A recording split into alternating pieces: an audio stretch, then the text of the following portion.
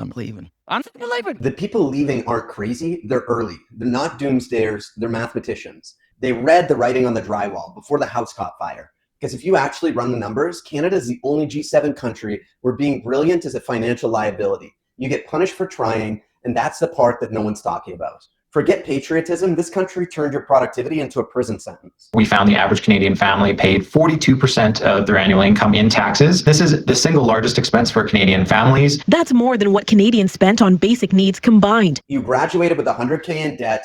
You got taxed like a criminal for working overtime. And the only path to wealth is gambling on real estate in a rigged casino. Meanwhile, the people who run this country, they couldn't run a hot dog stand. And the people voting for them still think the problem is too many Airbnbs and not enough feelings. So yeah, Canada's best are leaving. You build a business, here comes the CRA with a crowbar. You try and hire someone, get ready to drown in red tape and EI premiums. You finally earn a decent income, now you're funding 4 levels of government, $5 billion departments, and Brenda's cousin's pension. You're not living in a country, you're working for a cartel. And they call that patriotism. Meanwhile, Australia's poaching our doctors, Miami's got the tech bros, Portugal's eating brunch with your ex-marketing director. And who's replacing them? No one.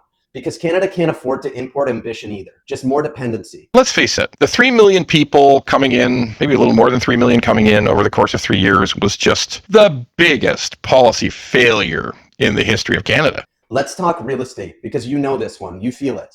You were told, buy a home, you'll be safe, but no one told you the truth. You weren't buying shelter, you were buying a tax trap. Because if you ever try and move, guess what? You don't just move, you pay tax on everything you own.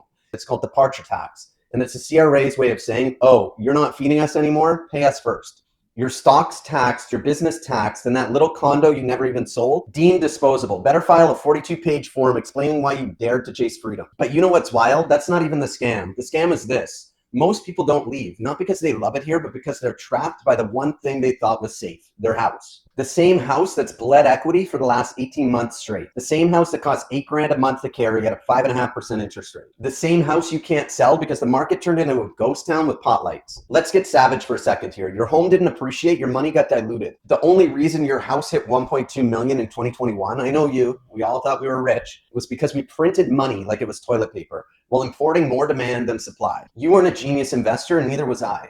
You were just early to the Ponzi scheme. And now, the music has stopped. Rates are up, wages are flat, and listings are sitting like a 2008 Chrysler on Facebook Marketplace. Meanwhile, what is the government doing? Same thing they always do. Punish movement, reward stillness. You want to build? Good luck. Regulations, permits, consultations, shadow taxes, and 6 years of maybe. Meanwhile, a Wendy's drive-through goes up in 90 days. And here's the punchline. They can't fix it. If they make housing affordable, boomers get mad. And the banks bleed because the majority of this economy is papered over with real estate.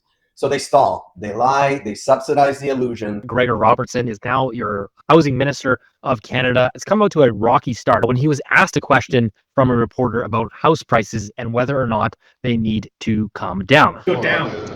No, I think that we need to deliver more supply, make sure the market is stable. Gregor is talking about the well-known secret that everybody wants affordable housing, but nobody wants their house to become affordable. And so this is really the playbook that we've been talking about for quite some time around housing, and it is a one-sided game. And they let the productive class burn while selling you resilience and rent caps. And if you think this is a housing issue, you miss the whole damn point. This is cultural rot, a spiritual depression disguised as inflation. Go outside, you'll feel it. People are angry, they're hollowed out, the light's gone, nobody builds, nobody risks, everybody's on edge waiting for someone else to make the first move.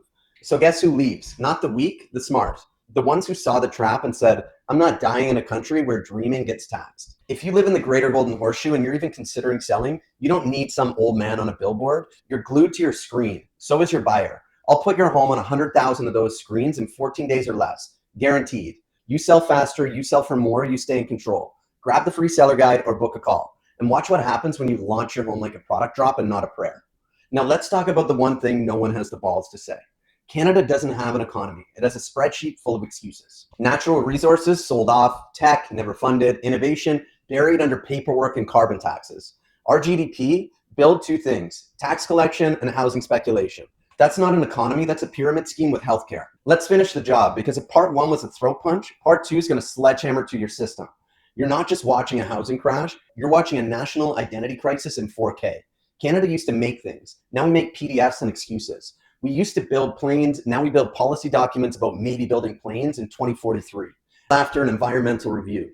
We used to be scrappy, now we're soft. Not because Canadians got lazy, but because the system got addicted to easy money and passive landlords. We sold ambition and called it equity. Want to know why people leave? It's not because they hate Canada, it's because Canada hates friction. And friction is how greatness is born. This place doesn't sharpen you, it sedates you. You make 6 figures, you're the enemy. You build a business, now you're a loophole. You speak up, you're negative. The moment you demand more, the whole country treats you like you're a virus. So the best people, they leave quietly and win loudly. Let me ask you something. When was the last time a world-changing company came out of Canada? I'm waiting. No? No one's innovating. They're refinancing, no one's building, they're just borrowing.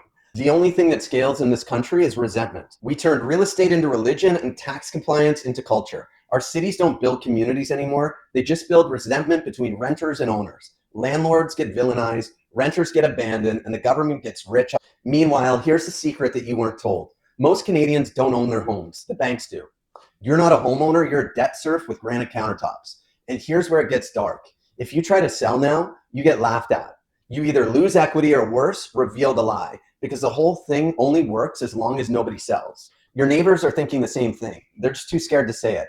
They check their mortgage balance at 3 a.m., they stare at sold listings like ghosts, and they wonder if the realtor is lying or the buyers are just gone. Spoiler, they're gone. And the ones still here aren't buying homes, they're buying time.